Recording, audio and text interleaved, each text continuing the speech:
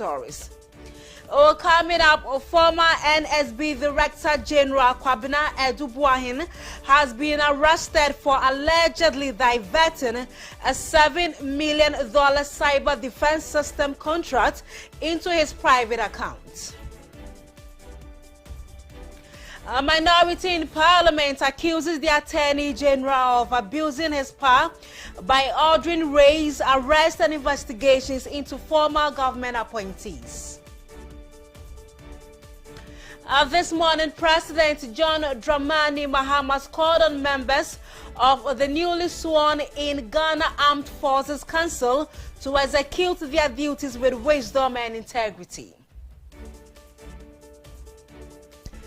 Coming up on the international front, U.S. military plans for Yemen airstrikes shared with journalists hours before strikes. Coming up in sports, Partey double fires Ghana to a convincing 3-0 win over Madagascar in the World Cup qualifier. Details of all these stories and many more coming up shortly. Stay with us.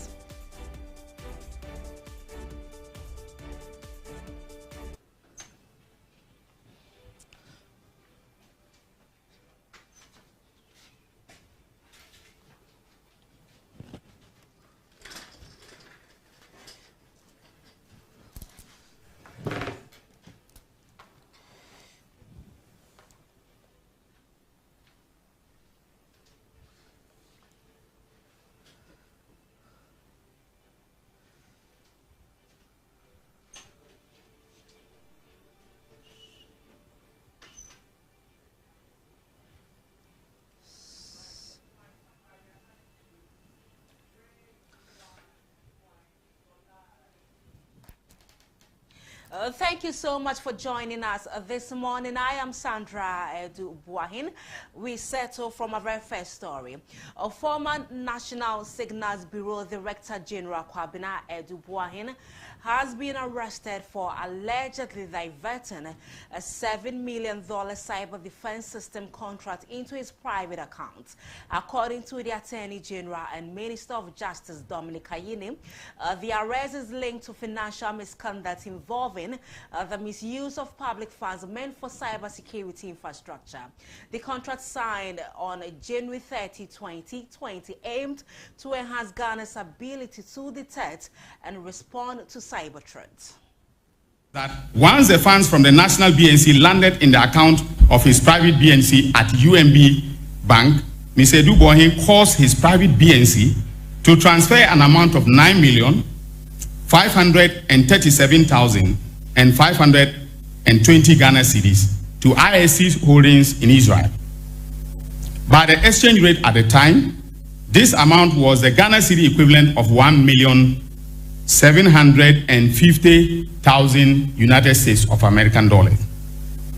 To justify or facilitate the transfer of the 9.5 million and the 9.5 million, Mr. BOAHEN fraudulently attached a copy of the Government of Ghana ISC contract as well as an invoice which he held out as an invoice issued by ISC Holdings Limited or in respect of the Government of Ghana ISC contract. On March 18, 2020 and March 30th, 2020 respectively, he again transferred 21 million Ghana cedis from the National BNC Director's account at Fidelity Bank to the same private BNC account at UMB. The narration of the transaction indicated that it was for the payment of the cyber defense systems that the National BNC was buying. The transfer from the National BNC's account brought the total transfers that he made to his private BNC to 49 million Ghana cedis. By the exchange rate at the time, this amount was exactly the Ghana cedi equivalent of 7 million United States of American dollars. The exact full amount which he quoted as the price at which ISC Holdings sold the cyber defense equipment to Government of Ghana. All the payments transferred to the invoice, a number from ISC Holdings all the payments reference the invoice number from ISC Holdings to the national BNC. Importantly, after the initial transfer of the 9.5 million Ghana cedis, which was the equivalent of 1.750 United States of American dollars from the private BNC to ISC Holdings, no further payments were made to ISC Holdings. A review of the transactions on the private BNC account reveals that after the payment of the 1,750,000, Mr. BOAHEN and his wife began applying the rest of the funds for their personal use, making transfers to local third parties, personal investment, as well as transfers to unknown persons. And by the way, ladies and gentlemen of the media, we have all the account details, we have all the receipts. And Attorney General and Minister for Justice Dominic Kayine has also revealed shocking details of a corruption scandal involving the National Service Authority and a Member of Parliament. According to Dr. Kayine, the former Director General of the NSA, Osei Asibe Entry, allegedly made payment to an MP to prevent media report on a ghost name scandal. The scandal involves the payment of allowances to non-existent national service personnel. Significant work is going on in relation to the investigations of the allegations of looting of state resources contained in the oral report submitted to me a few weeks ago. In view of the fact that these matters are still under investigation, I will not go into the details as I have done with, the case of BOAHEN. But I can confirm that investigations will conclude in the National Service and SkyTrain scandals by the middle of April for prosecutions to begin. In the National Service scandal, 8 suspects have been interrogated, and a good number of them have started singing. They are cooperating with our they've started singing, literally. Yeah? So we will give you details of their songs at the appropriate time. In view of the fact that,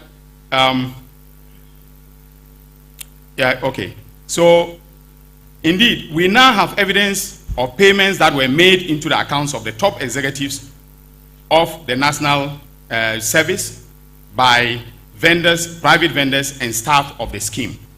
We also have evidence that in November 2024, and listen to this carefully, the CEO of the National Service Scheme and others paid a Ghanaian MP to kill the story in the media and to defend them. Now this is a developing story, and more of it. Meanwhile, the minority in Parliament is accusing Attorney General Dr. Dominic Kayine of abusing his power by ordering raids, arrests, and investigations into former government appointees. According to the Minority Caucus, the Attorney General's role is limited to providing legal advice to investigative agencies and assisting the courts in dispensing justice. The caucus argues that the Attorney General's current actions undermine his mandate and set a dangerous precedent. The Attorney General is an officer of the court. His interest is to assist the court in dispensing justice when investigators bring their case and evidence. The posture of the new AG undermines this rule. He is no longer acting as an officer of the court, but is instead acting as someone who has conducted his own inquisition, determined guilt of a suspect, and is seeking to force his view or his views on the courts. The practice undermines the role of the Attorney General and undermines the administration of justice. All well-meaning voices that respect the operation of the rule of law should call on it to an end, and to end it now as we speak. We are asking that all well-meaning voices that respect the operation of the rule of law should call on the Attorney General to put an end to this immediately. The Attorney General is not expected to start off by prejudicing an investigation and in his mind conducting an inquisition on suspects. Since when did we have an Attorney General who himself orders arrest, conducts investigations, and examines his own evidence to determine if a prima facie case is being documented or docketed against a suspect. This is highly improper and leads to bias right from the investigation process. Let the court decide the guilt or innocence of suspects. The new approach where the Attorney General seeks to convict political opponents in the court of public opinion before going to the court of competent jurisdiction is an abomination that should not be countenanced. The courts of Ghana are the only ones that should be allowed to convict or acquit, not the Attorney General. How can you suspect a person who is innocent until proven guilty by a court, not take that person through the court processes, but come to conduct public show of your suspicions, seeking to prejudice the minds against that person? How? Away from this, let me take you to the Ashanti region. The devastating fire outbreak in Adum Kumasi has sparked widespread concern and prompted Parliament to take action. The blaze, which ravaged numerous shops, resulted in estimated loss of billions of cedis. Member of Parliament for Subin Kofi Obri-Yabua presented a statement on the floor of Parliament, recounting the severity of the damage. The blaze, which ravaged numerous shops, resulted in estimated losses of billions of cedis. The incident has raised concerns about the frequent fire outbreaks in recent years, and lawmakers are emphasizing the need for both solutions to prevent such disasters. Member of Parliament for the Subin constituency, Kofi Obri-Yabua, has described the scene as the worst of all that has happened in the country, highlighting the heartbreaking impact on market women who lost their livelihood in the fire. Mr. Speaker, countless shops were engulfed by the raging flames, reducing decades of hard work, sweat, and lifelong investment of our traders and business people to ashes. This scene was heartbreaking as men and women risked their lives through the inferno to salvage what they could as the fire consumed everything they had labored for. Properties and goods estimated into millions of Ghana cedis have been lost, plunging many families into unbearable despair without an iota of hope. The call for action comes as the country struggles to address the root causes of the devastating fires. The Member of Parliament for Kestu North constituency, Edem Agbana, has cautioned against partisan politics and stressed the importance of authorities providing a clear explanation for the cause of the disaster. When even before an investigative report is out, the conclusion out there as the maker of the statement sought to create or paint is that it was caused by electricity or dumso as they are trying to say. I think it's important for us to wait for the authorities to come out with a report. Let us find out what really caused the incident while we address the challenges. According to the lawmaker for the Kwapim North constituency, Samuel Awuku, the current situation demands more than just solidarity messages. He emphasized the need for concrete action to address the situation. Mr. Speaker, what happened in Adum is not only tragic, but it also mocks our piety as a nation. Unfortunately, what the people do need now will not be just solidarity messages or just visits to the place. Mr. Speaker, within the last 3 months, we've had many markets, Kwadaso, Kantamanto, and all other places across the country. And when these incidents happen, you normally will have the first 1 week people making solidarity messages and all. But people have lost their livelihoods.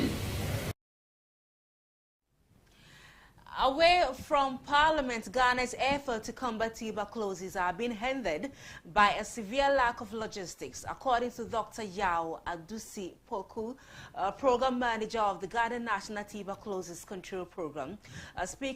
Speaking on World TB Day, Dr. Adusi Poku revealed that more than 70 districts across the country lack genus PET machines, a crucial tool for diagnosing TB patients. Ghana's efforts to combat tuberculosis (TB) have shown promise, but challenges persist. According to the program manager of the Ghana National TB Control Program, Dr. Yao Adusipoku, following a contract with a Global Fund grant, the country achieved 97% of its target to diagnose 20,599 TB cases. However, due to resource constraints, an estimated 24,000 TB cases went undiagnosed. This shortfall is particularly concerning given that TB is a treatable disease. Unfortunately, most cases are diagnosed late, highlighting the need for improved detection and treatment mechanisms. We signed a contract with the Global Fund that we were supposed to find 20,599 cases. We did 97% of this. But when it comes to the estimated total cases in Ghana, because of lack of resources, we missed 24,000 TB cases. Coming to children, the target was 1,600 TB cases for children for the Global Fund grant. We detected 900 children from this. But compared to the general TB children that we were supposed to find, that is 4,400, we missed 3,500 cases. Resources again. Though this deadly disease is treatable, we found these children late in most cases. According to Dr. Adusipoku, the country achieved a remarkable 90.6% treatment success rate in 2024. This impressive feat led to a substantial reduction in mortality rate, dropping from 8 to 10% to 5.1%. He stressed that, despite the progress in combating TB, significant gaps remain in resources and infrastructure. He is therefore calling on the Minister of Health to make these provisions available to improve geographical access and treatment, ultimately helping to end the disease in the country. For the first time, we have managed to achieve our strategic plan target of 90.6. Here we are, 90.6. Treatment success, what it means is that if we got 100 patients diagnosed, we are able to successfully treat more than 90 of them. Mortality rate has come down. It used to be 8 to 10%. We are now 5.1%. What it means is that given the resources, we will do very well. Madam Chair, we do have challenges. Some have been mentioned by my Director General and other partners. Call for action. And this is what we are saying. The theme for this year is, yes, we can end TB. Commit, invest, deliver. This is a passionate appeal to our Honorable Minister of Health, Parliamentary Caucus. He said that sometimes the budget can be decreased. Please, this is TB.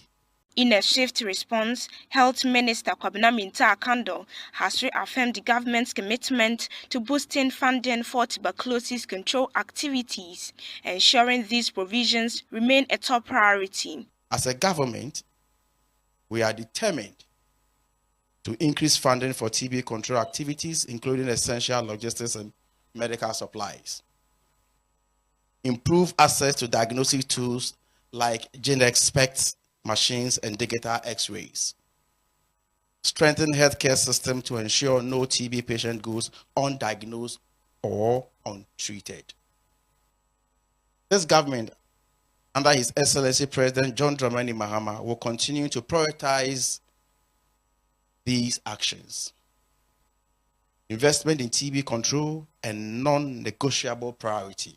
This year's celebration was themed, Yes, We Can End TB, Commit, Invest, Deliver, underscoring the shared responsibility of all. You're still watching the Wake Up News live on Globe Television. Coming up on the program, President John Dramani Mahama has called on members of the newly sworn in Ghana Armed Forces Council to execute their duties with wisdom and integrity. More stories coming up right after the break. To stay.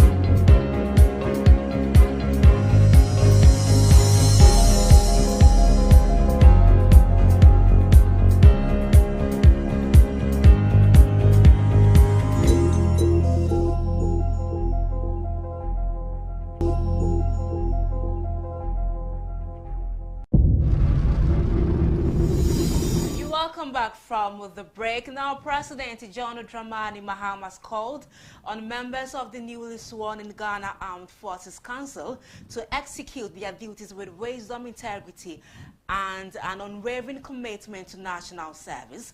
Speaking at the swearing-in ceremony on Monday, President Mahama underscored the crucial role the council plays in maintaining Ghana's stability, strengthening national security, and ensuring that the Ghana Armed Forces operate at the highest level of professionalism. The Armed Forces Council plays a crucial role in Ghana's military, ensuring its efficiency, commitment to democratic principles, and accountability to the civilian government. The Council advises the President on national defense matters and oversees the discipline and welfare of military personnel. In his address, President John Dramani Mahama underscored the Council's responsibility to protect and preserve the peace Ghana has enjoyed over the years. For decades, the Ghana Armed Forces have stood as a disciplined, professional, and highly respected institution, earning international recognition for your dedication to peacekeeping missions, humanitarian efforts, and the defense of our territorial integrity. From ensuring peace in our communities to responding to security threats across the sub-region, you've continued to demonstrate unwavering commitment and sacrifice. Your service underlines the highest ideals of patriotism, duty, honor, and for this you have the full appreciation of the government and people of Ghana.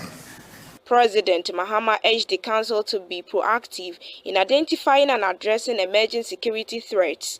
He noted that in an era of evolving security challenges, the Armed Forces Council must be vigilant and forward-thinking in its approach to national defense.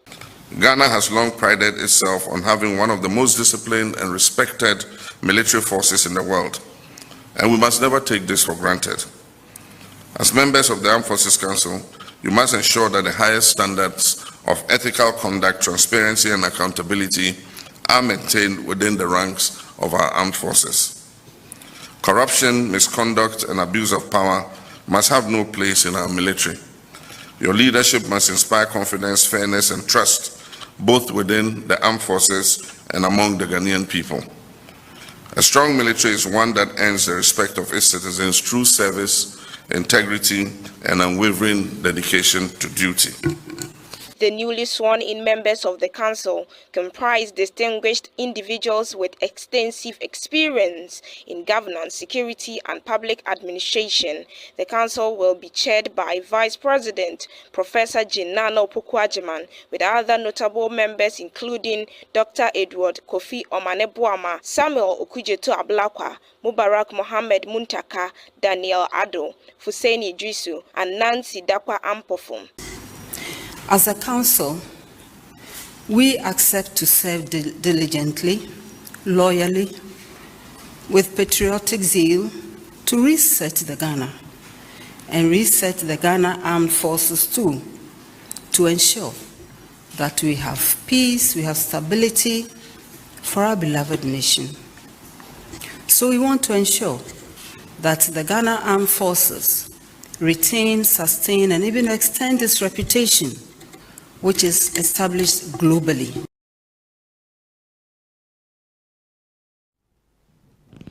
In other stories, Deputy Minister for Works, Housing and Water Resources Gisela Tete Abotui has emphasized that safeguarding Ghana's water resources is a shared responsibility, urging all citizens to engage in conservation efforts actively.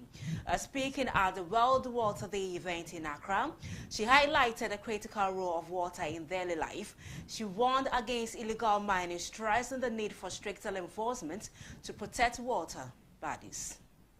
World Water Day serves as a global reminder for the importance of water conservation and the need for sustainable practices to protect this essential resource. In Ghana, the day was commemorated in Accra with a strong call for collective action to safeguard the nation's water bodies, organized by the Ministry of Works, Housing and Water Resources in collaboration with the Ghana Water Limited and the Water Resources Commission. The event was themed Water Conservation, Let's Make It Our Way of Life. Deputy Minister for Works, Housing and Water Resources, Gisela Tete Abotui, stresses that water preservation is a shared responsibility and warned against the impact of illegal mining on water bodies. All over the world, water has assumed a central role, and it is key to the present and future survival of mankind.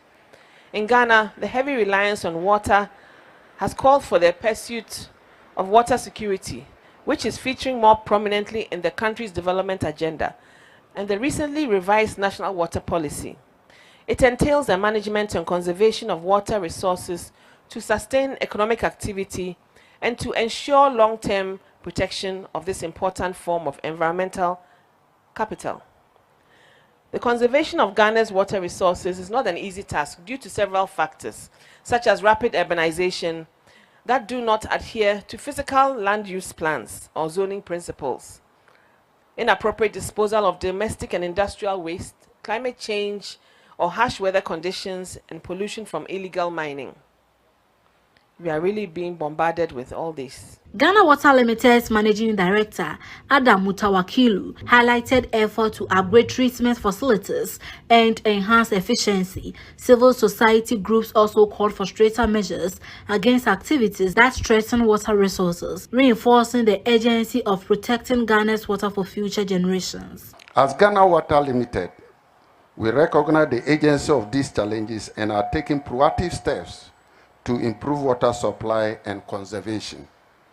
We are working to increase our production capacity through new water treatment plant and upgrading existing facilities. By investing in modern technologies such as smart meters, leak detection, and pipeline rehabilitation. Over 2,000 residents of Goma Budumburam are facing the threat of homelessness as a businessman plans to demolish structures on 50 acres of land. The affected area, which comprises 200 plots, is almost half of the Budumburam community and includes 4 public schools, a community park, public toilets, and Deba grounds. On Sunday, March 23rd, residents gathered at the community Deba grounds to express their grievances and demand urgent intervention from authorities. They warned that they would resist any demolition attempts. Bebe yet no assassin away na obi atwa atuaka mo akwa register woni demu until last week your meeting landlord fin na your meeting omo the people number 2 yenim people no chere say onipa na auto ni din de Emmanuel Sam Brown or register assassin our 31st August 2021 I registered 50 acres into what I would say Budumburam assassin na no and it is o mapen oti yankasa na yese bibi say na yan ahye ho be bulldozer 10 be du krodua mu a ye be hye ne 10 enti nana bi a wo hye ase bia no ya hwe ya be sisi dan ye furi afantu o wo so ne ye ne tichiri na mo manya 72 me ye dem me san ko boss sie bi e wo ba bia na me san ko me ni aduma bia ye na ye operation enti me sre ye papa edoma ombre mo mai ye mo ogo enti sa se be so poru to ponti and then ya be bosses wa ha se be kro and me ga be akase. The Budumbram Traditional Council has denied involvement in alleged land sale and has urged calm, promising to investigate and bring perpetrators to book. Chief Nana Kojo Esel assured the community that he would not allow any demolition to take place. Me, Nana Kojo.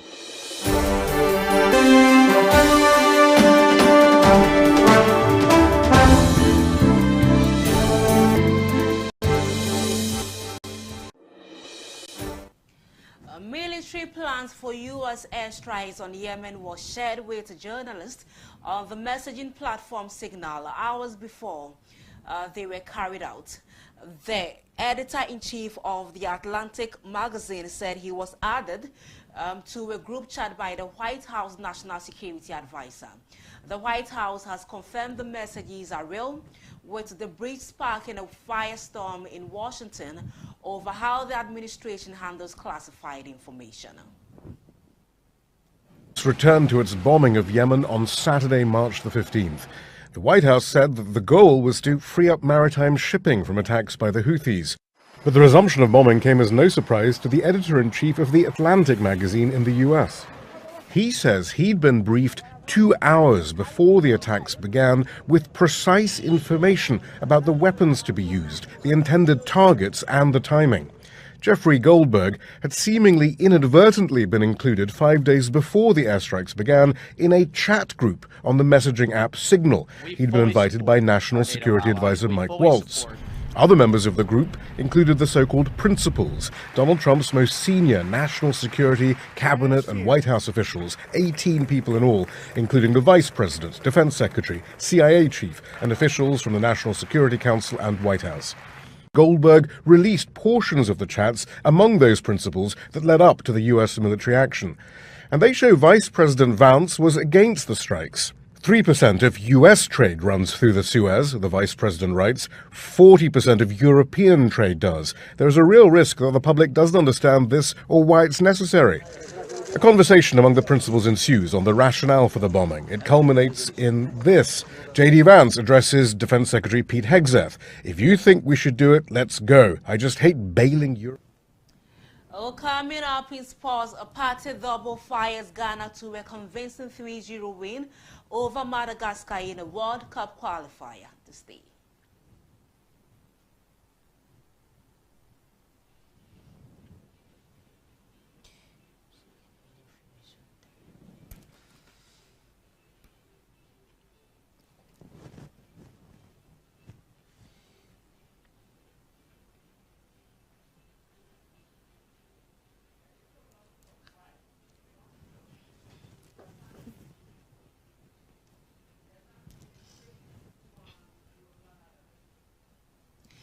Ghana's Black Stars are on fire. They solidified their lead in Group I with a convincing 3-0 win over Madagascar in their 2026 FIFA World Cup qualifier on Monday. Thomas Partey was the star of the show, scoring twice, once in each half, while Mohamed Kudus ended his goal drought with a composed finish. And the referee is given a free kick. Couturier complains to the referee, to the man who plays for lower division Villefranche in France.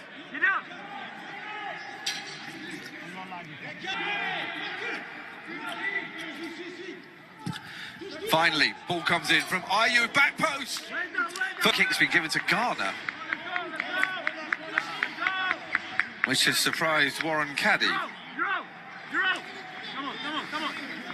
Man who plays in second division football in Switzerland in the challenge. So then Jordan Ayew with the free kick once more, slightly further out this time as we head towards the 10-minute mark. Madagascar 0, Ghana 0. In it comes from Ayew, back post, oh yes! Well, they had a dress rehearsal of late. Too much, I just said the ball was not too much. Couturier again, and he's going to try from distance this time. I think it was supposed to be a shot, but it wasn't exactly the cleanest contact by the midfielder, and it wound up nearly being a really good cross.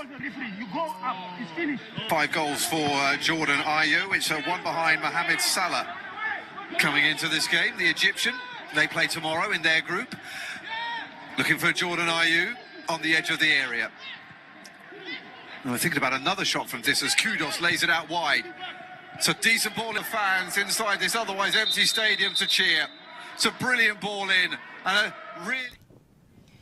Mohammed Husseini, a 21-year-old, has been handed a 100-day prison sentence by an Accra District Court for invading the pitch during Ghana's match against Chad on March 21st, 2022. His actions not only disrupted the game, but also put the Ghana Football Association at risk of facing fines, as pitch invasions are considered a serious breach of security. The sentencing serves as a strong warning to fans to respect stadium regulations and maintain order during matches. The FA has consistently urged fans to refrain from such actions, highlighting the importance of discipline and adherence to match day protocols.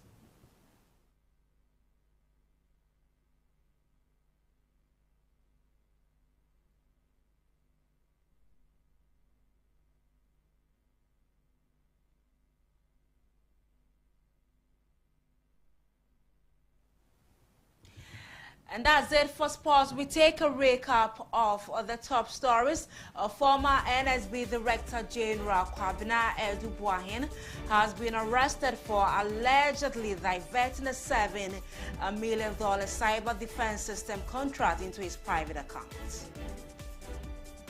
Minority in Parliament accusing the Attorney General of abusing his power by ordering raids, arrests and investigations into former government appointees.